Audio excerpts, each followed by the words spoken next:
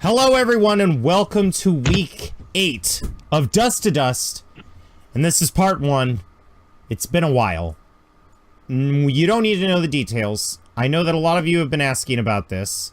But through technical difficulties, personal tragedies, personal opportunities such as new jobs, I mean honestly this game has been hard to schedule. So we are all excited to play here.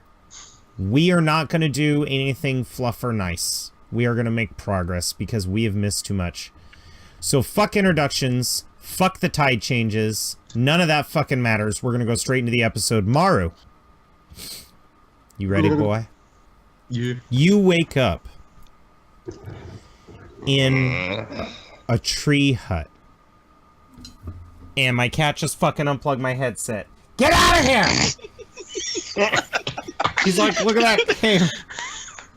Okay, now I can hear you. Oh shit. Sorry. Damn little kittens. They're freaking 6 weeks old and they're adorable. Fuck them. Anyway, so... Well, it's F1Q. My dog just woke up from a nightmare and ran into the wall. My son does that.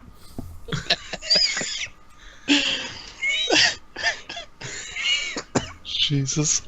Y'all are gonna kill me. So... You like to unplug headsets, don't you? Lizard! Is shaking kittens like shaking babies? No. Okay. It looked like I threw him, but just so you know, the bed is right next to my desk, so I wasn't like, wow! Alright, Maru, you are in a tree hut, okay? Players, give me one thing that is in this scene, whether it's an event or something physically descriptive. I want you to base it off of perception, smell, hearing, feeling. You know, what is it cold? Anything. Give me one perception from one of the senses, and yes, you guys can do all the same sense if you want. Okay. We're going to start with Ty, and then Teal, and then we're going to Maru because this is Maru's scene. Okay, so I just want Ty to add something, I want Teal to add something. Is it Atael? I keep saying Teal like an idiot. Teal is the code name name, he right? goes by with basic. Because no one can that's pronounce right. his I keep wanting to call him Zoro, honestly. So, I'm not going to be like, so Zoro, you walk in. Although, if somebody made a Jedi Zoro, that's my next Force user. I'm going to make Jedi Zoro. It has to be Makashi. It has to. And then I'm going to also use, like, he's very inspired by Count Dooku, you know, reading up on him and stuff, how Count Dooku was a noble. But the problem with Count Dooku is that everybody saw him. So he's literally going to be a masked Jedi. And then when he's normal, he's like, I don't know what you're talking about. Anyway. Back to what I was saying. Teal. Yes. We'll start with you and then we'll go to Ty. Okay. What's something of your perception, Teal? And this is something that Maru sees when he's waking up? No, this is something about it. Okay. This particular hut, or series of huts, if they're interconnected, is decorated... Ooh, I like that. with, Let's make them interconnected. I wasn't going to do that, but let's do that. Okay, keep going. like, the walls of this hut are... decorated with pieces of like shrapnel from Imperial War Machine pieces, like Stormtrooper chest plate, an ATST armor piece, like covers part of a wall. Like, it's all decorated and it's got all sorts of trophyisms and stuff, as like it's this particular tribe's like shrine to their victories over the Empire type thing. Okay, well, let's expand on that. I like that a lot. Let's also say there's Clone Wars stuff. Because when Order 66 came out, the Wookiees joined the Jedi immediately and were immediately enslaved by the troopers. Because this place has been hidden. It'd be immediately obvious the difference between the two to most people, but yeah, I mean, it could be.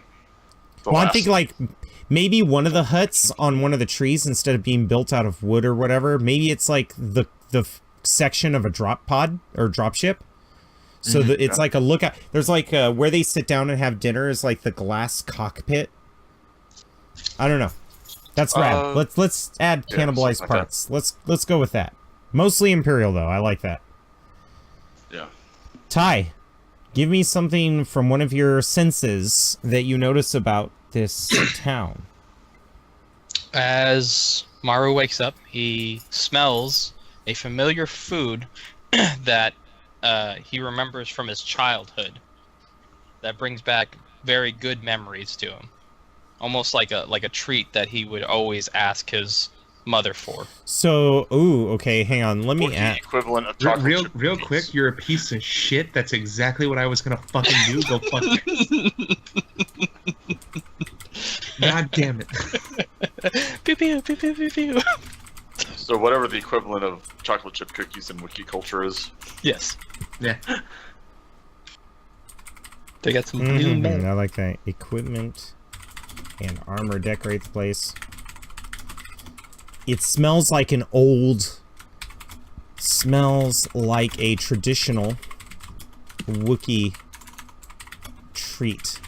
Like a baked good. Yes. Okay. Alright, what's the treat, Ty? It is like a slightly cooked berry dish. Like, these berries you can only get at Kashyyk. Okay, so it's They're very- you're thinking like a Like cobbler? a tart. Yeah, like a cobbler kind of thing, but you know, I mean, I know they're like vegetarian. Like Well, creatures. yeah, they do eat meat. But to them, meat is, ritualistic, almost? It's like they hunt and they eat their prey. They're great hunters, but the one thing that you don't see too much in Wookiees is they don't fish. That's why I don't believe that they're just straight-up meat eaters. Yeah. I think that for them, eating meat is a ritualistic kind of thing. You also don't see any fishing nets or anything in the Wookiee cities in either of the games, and they were in harbor cities. You just don't see it. Which is very you weird. see boats. And I just realized that you were pulled out with a net, so apparently I'm fucking Yeah, I was about stupid. to say. But it was, oh, no, it wasn't a fishing net. It was one of those nets to keep submarines out. Like in World War II. Oh. Nice save. Yeah. Anti-Trandoshan net is what it is. Yeah, actually, they've probably been even using them since the Clone Wars. Droids and stuff like that. Right? So... I like that idea a lot. So, but that's where I base them not eating meat. So they still have meat, but yeah, absolutely. I think this dish is like a cooked berry cobbler. What if the crumbles was made out of nuts? Yeah. Yeah, that's what I would think it would be. Yep. And maybe if you were a wealthy Wookiee, you'd eat it with some meat. Yeah. But it's like a simple dish, but reminds him of some very good memories. Maybe it's because it takes a long time to make? Mm-hmm. Okay, special dish, easy to make, free, and takes a while. Small commitment in the day. Ooh, excellent. Okay, Maru. All right. I was So trying to also Maru- stall for you so that you had something else. Thanks. Maru salivates when he smells this, and he's blinking slowly. And the most beautiful noise that he's ever heard comes wafting out from the trees. It's Kashyykian music. And it's this low, bellowy, mournful sound.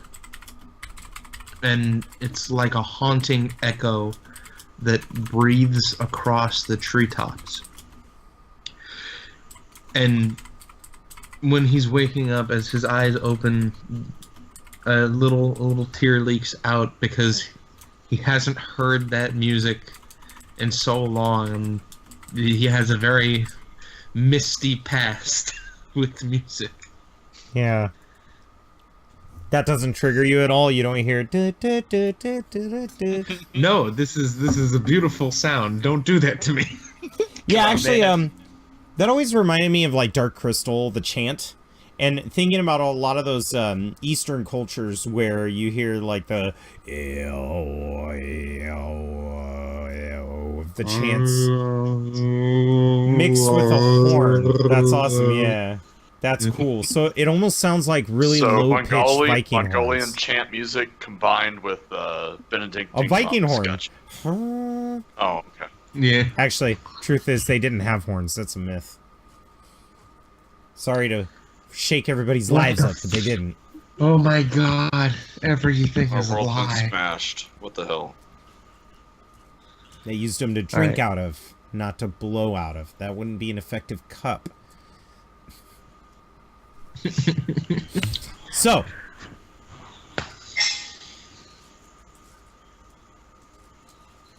So yeah, Marus, I hear start these- the scene. So I wake up and all these things that remind me of home and they're comforting kind of for a second they wipe away the past 10 years that I have been living in. 5 years working for the Empire and then 5 more basically just being stuck in a prison. You hear And footsteps. I look over to where the footsteps come from, and I kind of look around for my armor and my weapons because I feel naked now without them, and I mean I am naked, and that's not something that I do normally now. Yeah. Having Well, lived you remember very quickly how you came to be in this situation with the escape pod, and you remember you have no armor or weapons. Those were supposed to come in a different escape pod, but you were taken. and Maru looks over to where the noise is coming from. Hello? You hear a screech. This room is dimly lit. They're trying to keep the light out so that you can rest. And the Wookiees have this interesting curtain system where they're like big dry leaves that are on hinges. When you want to open them, you can go skeek and open them like that. They're shut. Also protects them from storms. And a lot of the wood that's up here, or the hideaways that the Wookiees have built, have been carved out of the tree. So there's not much in the terms of furnishings. Even your bed, when they were carving this room out for the tree hut, they literally just left a top that's very plainer. So it's all very beautiful. And you see a servant, and you can tell it's a servant because of the clothing. You've been in civilized areas enough to know that if you wear clothes that are that poor looking, you are not wealthy. She's putting your uniform, which has been washed and all the blood removed, folding it nicely and setting it on dresser. But when you talk and you make noise, she screeches and backs against the wall, and you see a Trandoshan. I see a Trandoshan and this woman, or I see only a Trandoshan? The woman is a Trandoshan. The woman bringing your clothes in and setting them down is Trandoshan. Well, that's not good for her. I immediately armbar her against the wall. So you armbar her against the wall, and she's like, oh, no. Where's my family? She flinches, and she just looks at you, and she resigns. Resigns to her fate. They're in the kitchen. And your mother's like, what's that noise? Doth Maruk? And she turns around the corner, and she sees what you're doing. And you would think that a look of compassion would come from her and understanding, but she is enraged. And she's like, no, leave Tassara alone. And she grabs a broom and just goes thwack and like pull cues it right into your cheek. Not hard, but you know when your mom hits you with a spoon once and you're like, ow, okay. It's that same thing that you had as a kid. This kind of just shocks the crap out of Maru, and he just he lets go and he looks at his mom, because he didn't think it was real when it happened the first time, and he just kind of cocks his head and he goes, "Mother." Come. We call her Sasha. It's easier to pronounce. She grabs your arm and leads you to a kind of a stump in the middle of the room, and there's 4 of them. Wookiees communicate a lot in families. So in every room, there's usually 4 or 5 sitting areas. If I come to you to talk to you, and your father sees us talking, he'll most likely join. Communication with the Wookiee tribes is very important. You're storytellers. And she sits you down and sits Sasha down in front of you, who looks scared. She's fearing for her life, but at the same time, she also looks like a victim. Am I noticing like she's scarred? No. Or does she just portray a victim? She just essence? has that victim essence. Like somebody who has no problem looking up at the people that are beating them because they've had this happen before. I look at her and I look back at my mother and I go, what? Listen, I'm what going to happened? explain everything. I don't know where you went all those years ago. 15 years you've been gone. Maru, how did you get to working for the Empire? Who took you from your planet, or how did you leave the planet? Originally, I had just left to go seek out the galaxy. I wanted to see parts of it that I hadn't been to, because I had wanderlust as a kid, and I didn't know what would happen upon leaving.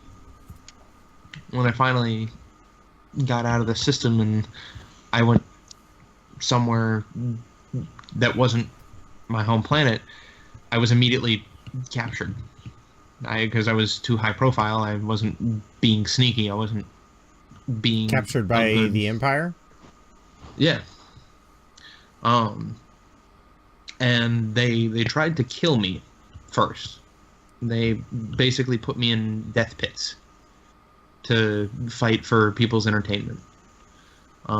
This wasn't something that they, prostrated it a lot, like they didn't, make it something big, but it was something that, the admirals and the officers, would bet on, and I kept winning. And they didn't think that that was going to happen. And the more that I won, the more inquisitive they became about what it would take to put me down. Because it's not that I won because I was able to just automatically rip anybody to pieces. They noticed that more than anything, I could outlast everyone they sent after me. Which I think we've seen testament to. Yes. Everyone here would agree with that sentiment. And finally, they decided, well, we've sent everything that we could at him, short from a Rancor. Let's see if we can use him. And they started training me. So you haven't contacted your mother since? No, I haven't been able to. So she explains to you that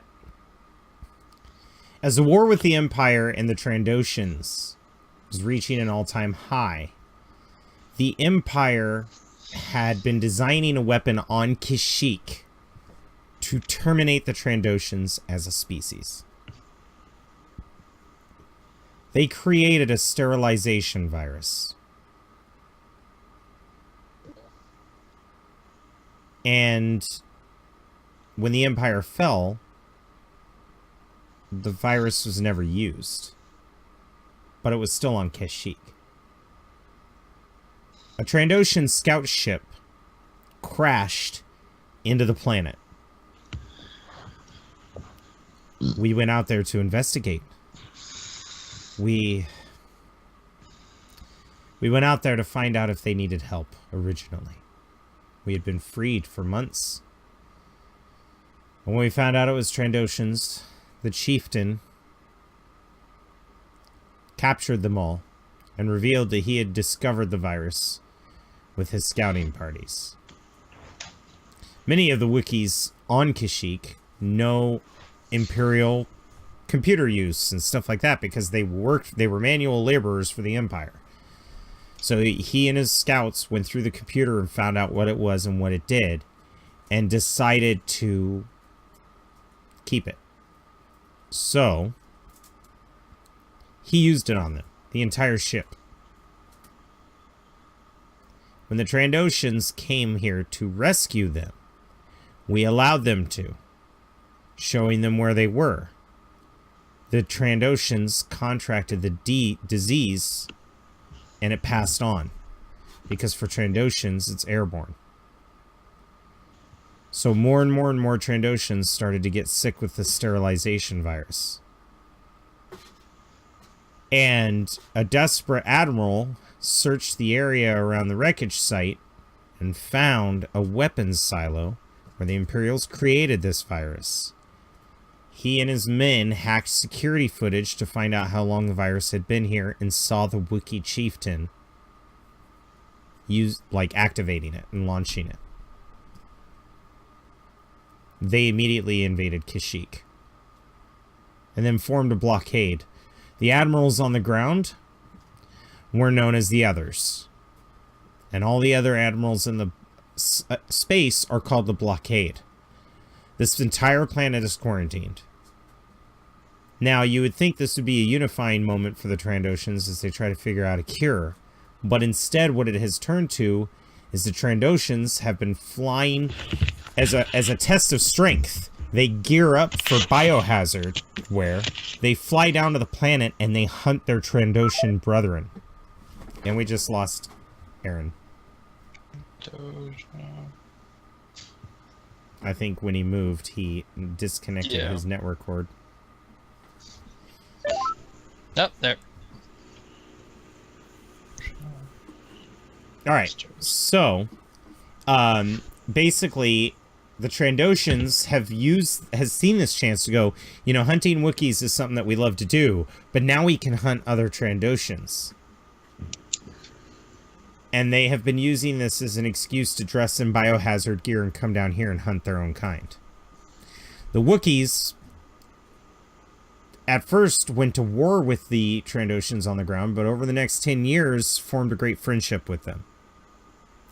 When a race that is as prideful as the Trandoshans get knocked to their knees with a virus like this, not allowing them to propagate, which is the whole point of their culture, to conquer and propagate, it's humbling. And after 10 years of being humbled, friendships started to form. Now, not all of the infected, not all of the others are as willing to work with Wookiees, but it started with 1 or 2 or 3 or 4 Trandoshans and Sasha and several others. Until we find the cure, they're the last of their breed. They all of a sudden care about living and not about risking their life. Maru looks over at Sasha, and he just kind of shakes his head and he goes, "My apologies." She nods. We have similar stories, I feel. She looks back to your uniform. He, for the first time in a while, he looked at the notion of the Empire, and he doesn't feel like he's getting anything out of it anymore, because he's back where he wanted to be for so long, but gave up on after a while, just committing his life to what he had in front of him. And he just kind of itches his neck, and then he looks on him. Does he have Fred on him? Nope. Everything has been confiscated from you. Your mother sees you looking around frantically, and she goes, "No, stop. There's nothing for you except your clothes. The core of the tribe would like to meet and vote on whether or not you should be allowed on Kashyyk or exiled. And as chieftain, I have to respect that. I've mainly come to give you your uniform because they want you to wear it. And also to tell you to prepare your case for yourself." He just kind of nods his head and kind of taking it all in, and He goes, oh, yes, was there another pod that was sent down? Yes. And we've confiscated it. And the armor that's in there has Imperial blacksmithing increments on it. This armor was made years ago. Custom fit to your size. Yeah, That's your Imperial there. uniform. And, My he goes, son, how long... she stands. Don't you worry about that. You have a lot of time to think. The meeting will only be called when they're all ready to discuss it. For now, you must stay here. But something to think about. And she walks over to the window to those giant dry leaves and opens the window, and you see that the entire settlement is built on the scraps of Imperial equipment and armor. Some of the towers, instead of building a box for them to sit in, it's just an ATST's head on a wooden tower. He goes, Oh, thanks. and that, she points up, and there's an Imperial Star Destroyer-shaped object floating right above the settlement. Is it the Warhead Chaser? Yeah, they dropped right above the lake that you dropped in. They're up there. So, the screen wipes as you look out and see that. And Teal, you're sitting there in the mess hall. Do you drink coffee? No. Like, does Teal? He just drinks alcohol, right? Only whenever he's off duty. Well, you're definitely off duty. You've taken some time. Mission accomplished, Okay. right? You've got Sitting there a sipping bottle something. and a glass. You don't look like an alcoholic because the bottle actually looks like you asked the bartender for it. It still has that metal nozzle so that you can just pour small amounts of it. And you have... Do you smoke? No. Okay, Teal so doesn't smoke. you're just sitting there dumbfounded. You have this dumbfounded look on your face. Absolutely dumbfounded. As Ty is trying to tell you, and he goes, and now she's in the brig. And this is where we're going to start the conversation on Ty admitting that he found out his wife cheated on him and he beat the shit out of her, and how that whole thing exploded while you were elsewhere in the ship. Okay. Okay.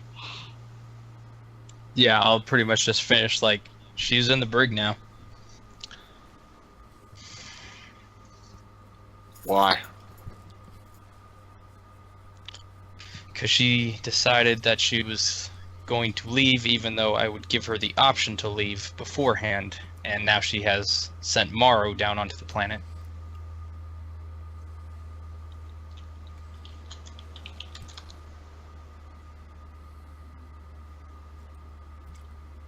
Well, why is she in the brig? Because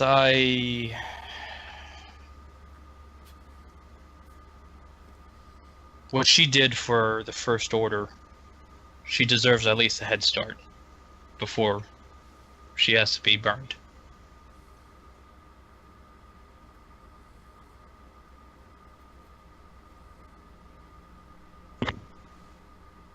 Chill's just kind of giving you like that look where you're not sure if he's not understanding or if he's just. I mean, if Chiss are really just that cold, he's like, he doesn't seem to quite get why you're so bent out of shape over the whole matter at this point. I have asked that question myself. Unfortunately, I cannot get a straight answer. Tony's standing behind him, eyes white. She should be terminated, like a cockroach. She's invested this ship. She's causing systems to go awry. And in fact, posed as an officer.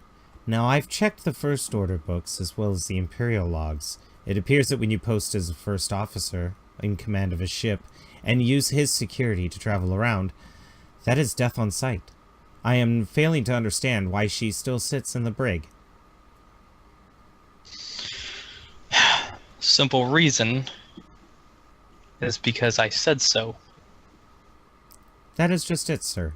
I do not think the crew will support your decision. It's very Imperial of you. And from what I understand, the First Order is not supposed to be like that.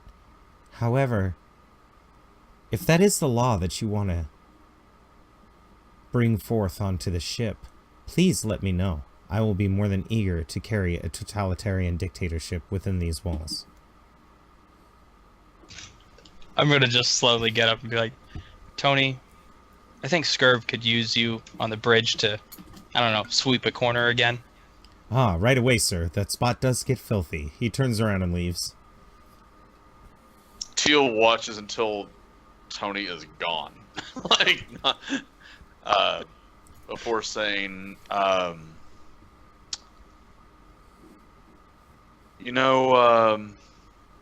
there's something to be said about loyalty despite someone's mistakes.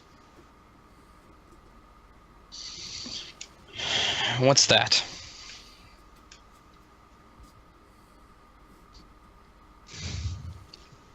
He just kind of looks at you like, I just said it. Yeah. he's just very confused at this point. He's just... The reason I'm telling you this is because I know that you hate me. So that I means don't you'll hate be... you. Oh, you don't? No. Could have confused me. Maybe it's that whole Chiss thing. Perhaps. It's interesting because amongst my people and amongst the Mandalorians, the one is willing to do whatever it takes to defend their family first.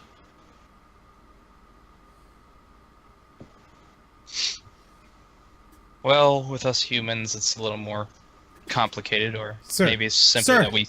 Sir, Yes. somebody runs up. You're not gonna believe this. What? What is it now? She's gone. To the brig. He motions for you. I'm just gonna look at Teal.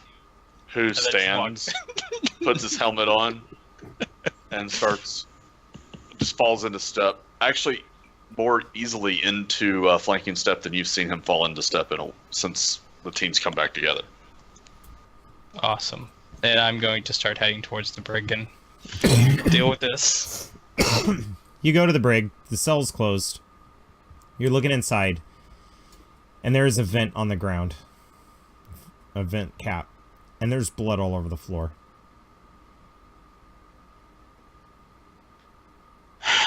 And the blood looks like it starts in the corner of a room and then goes out to where the vent was dropped. And then as you look up, you see one of the insulation panels have been removed from the ship to expose the vent.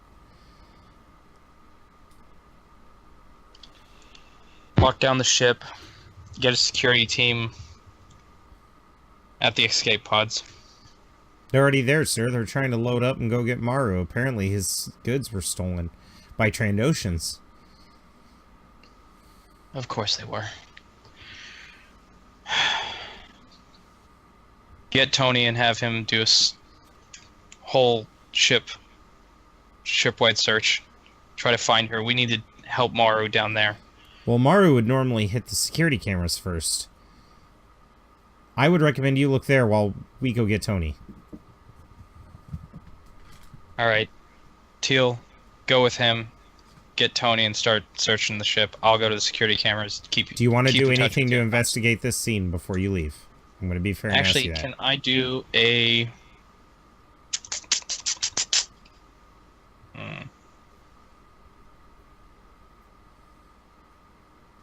Can I do something to tell where the blood started and then where it ended? Kind of like if it's her blood yeah. or... Is there a skill that you Okay. have? Criminal Underworld? Is there like a science? Like, do you want to have somebody bring you a computer to use? Because they've got a crime scene there. Like, the team would have responded, the medical team. Yeah, I'm gonna... Are they close by? Like, Yeah, doing they're that? looking. Okay. They did not go inside. They were waiting for you.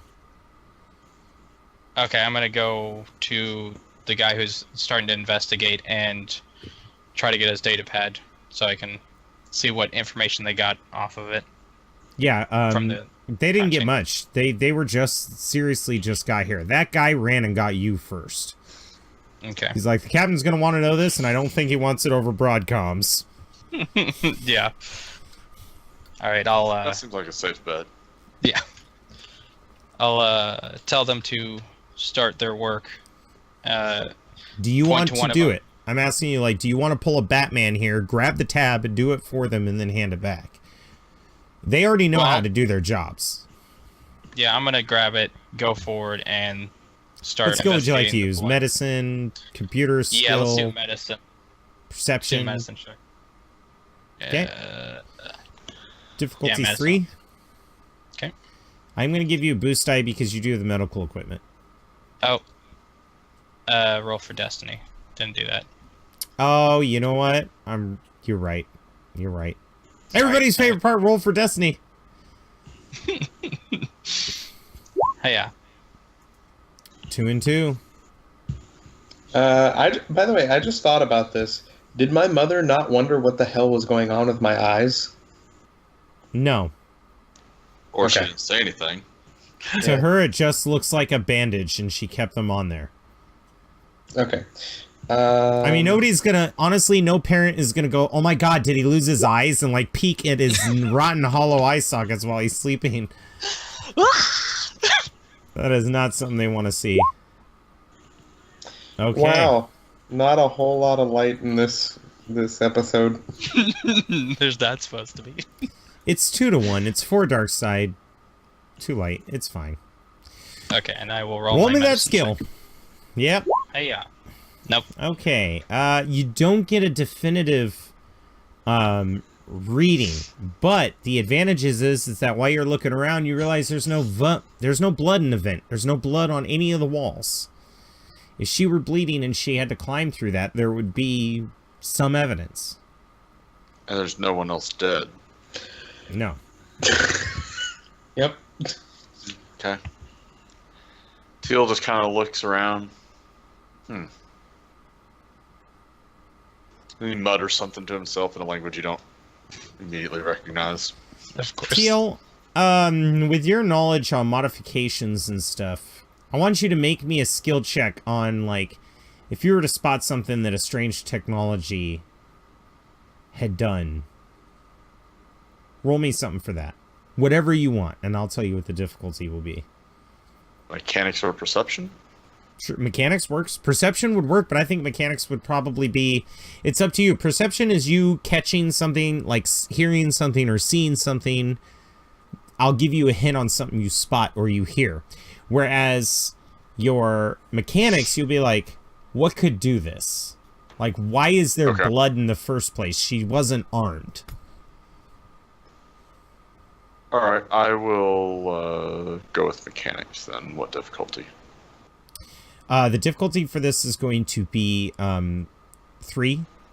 Not 2 is common technology. I think 3 is uncommon technology, and 4 is like really rare technology. So, oh my god. Passes out for strength. So your brain is like, well, cloning modules aren't out of the question. Or cloaking modules aren't out of the question. And as for the open vent, you know, tools could easily be hidden inside the body. So even if you were crafted for... She had to cut something out of her body. She had something under the skin, subcutaneously. And then with the 4th threat, you look up at the vent and went, yep, she definitely went out there. You're convinced that the vent is key. Oh, yeah. Is the vent big enough that I could go up there? Yeah. With my armor? Yeah. Okay. Teal is Ascension Pistol. Just pops up and starts climbing up in the vent to look around. Yeah, you Ascension where it Pistol, leads. and you put the Ascension pistol on one of the beams. And then as you're going up, there's a big fan moving very fast. And you're like, wait a minute, there's no way she got through that. Oh. Unless she cut herself on the fan and then fell out of the vent.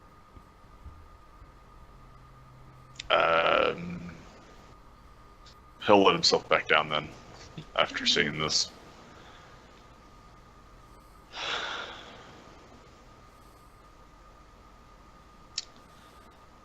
Then Teal is going to turn and start walking out of the detention facility.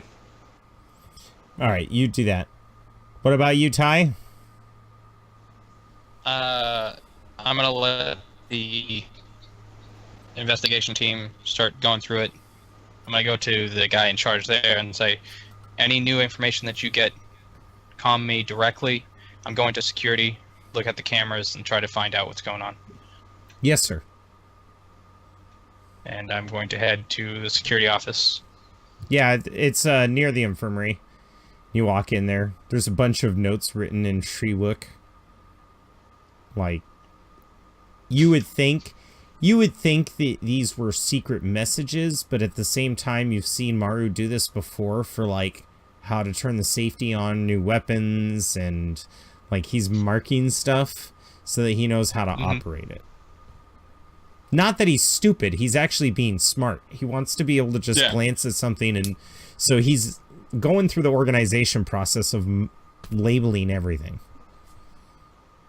I'm not going to try to mess with that stuff. I'm just going to try to get security footage from the brig and play back so I can see what... How far back would you like to go? It's been about 24 hours since Aaron bolted. I'm going to go from when I tossed her in there and then just start playing it at, double speed. Yeah, and she likes laying there, rolls around, gets up, moves around. The guards watch her. The guards go on rotation. When they go on rotation, one of them buzzes the main door. He has to run out and get him. Then they switch, and then that guy comes down. Because you don't have enough people on this ship to do everything. Just the heroic stormtroopers and shit that you guys found in the city. Yeah. And then you see her look around, and she listens to the wall for a little bit, and then she goes into the middle of the room, and she takes her nails and starts making a cut, and then tearing her skin open, and then she produces two things: a little round cylinder device that looks like a lipstick container, and then she pulls out a utility multi-tool. And she drags the bed over, stands on the bed, holding her bloody leg over to the side so that it doesn't get on the bedding, unscrews the vent, pulls it down, sets it down in the blood, pushes the bed back over, and then disappears. And then the blood just kind of goes into the corner. And you kind of put it on play as soon as you see you walking down the hall. Teal, what is your analysis of this if you went with him?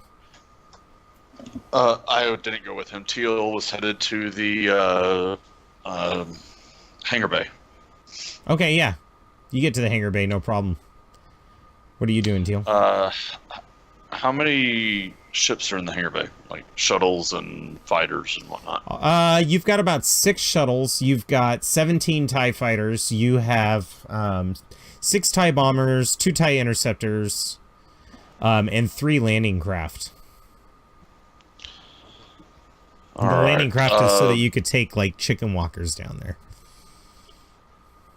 So we've got 6 shuttles. None of the other craft you listed off are things that would have hyperdrive, if I remember correctly, right? Just the shuttles. Yeah, none of the TIE bombers, none of those do. Okay. We don't have a Defender or any of the Shadows or something like that that have that kind of stuff. So, all right. Teal is going to, one by one, open and check the current settings of the shuttles, giving them a quick diagnostic and check over. Yeah, actually, they just recently have been secured. A lot of these new ships are being, like, put into the Warhead's inventory. Okay. Yeah, he's going to check over everything. He's looking particularly for splotches of blood randomly or interesting things in the logs. Roll me a 3 perception check. Because we're going to say that you've been looking for blood this entire time. Like, while you were walking, too. Okay. Nice. You're getting frustrated. You take 1 strain. There's no blood. None leading to the hangar, none over any of the devices, nothing. Okay.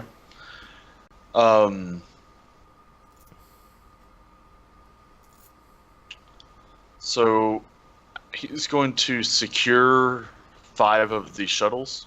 Like, basically, as he's going through, he does the diagnostic on them, secures them as he exits. The last shuttle, whenever he exits it, he's going to have left a... he'll leave a data pad behind with some information on it about a particular world that from the 5 years of downtime that he has, like, some contacts that he thinks might be useful to someone. And he's going to have the door shut but not secured for the shuttle. And then he's going to exit the shuttle bay and move to a position where he can look to, like, he's going to set it up where that shuttle will alert him the next time it's accessed. But other than that, he's going to go on about his day. So immediately, Jazz, you see, or Ty, you see nothing of importance. Nothing happens in the jail cell. You know, you see you going about your investigations, and then you turn around and leave. And then the door shuts at the way end of the hallway where you exit. And then you see that the blood moves from the corner to around behind the guy at the security station. And you see him going... And then he drops down dead. And his pistol is picked up, or his rifle. And your ex flickers into view, like just goes as her cloaking charge fails. She tosses it behind her and then beats feet out the door and to the left. And that's where we're going to take our first break of the night.